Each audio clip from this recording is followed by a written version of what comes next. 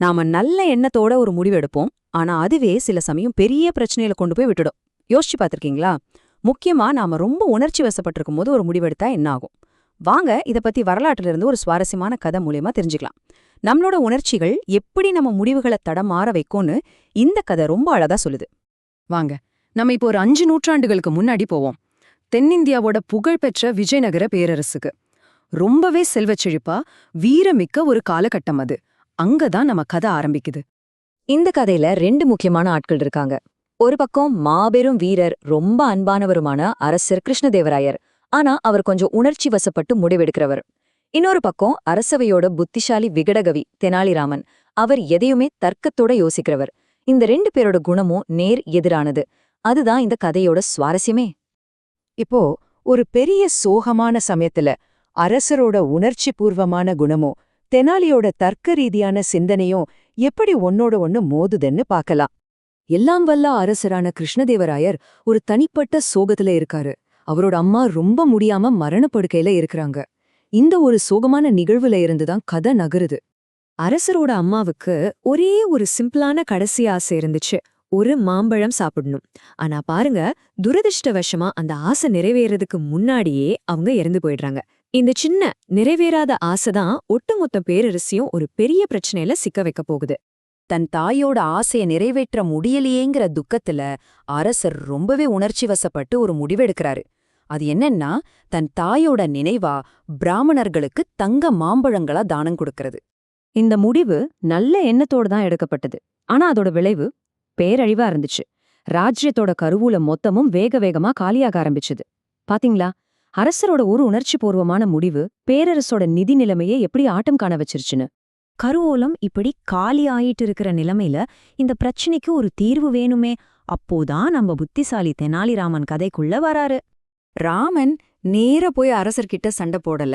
அதுக்கு பதிலா ஒரு ரொம்பவே விசித்திரமான, ஏன் கொஞ்சம் கொடூரமான திட்டம் மாதிரி ஒன்ன போடுறாரு. தங்க மாம்பழம் வாங்க வர பிராமணன்களை நிறுத்தி சூடான கம்பியால ஒரு சூடு வாங்கிக்கிட்டா இன்னொரு தங்க மாம்பழம் தரேன்னு சொல்றாரு. கேட்கவே வினோதமா இருக்கு இல்லையா? ஆனா இதுக்கு பின்னாடி ஒரு பெரிய காரணம் இருந்துச்சு. ஆமா, நீங்க நினைக்கிறது சரிதான். இது என்னடா பைத்தியக்காரத்தனமா இருக்குன்னு தோணுது இல்லையா? தெனாலிராமனும் அதுதான் எதிர்பார்த்தாரு. இந்த விசித்திரமான செயலுக்கு பின்னாடி ஒரு ஆழமான தர்க்கம் ஒழிஞ்சிருந்தது.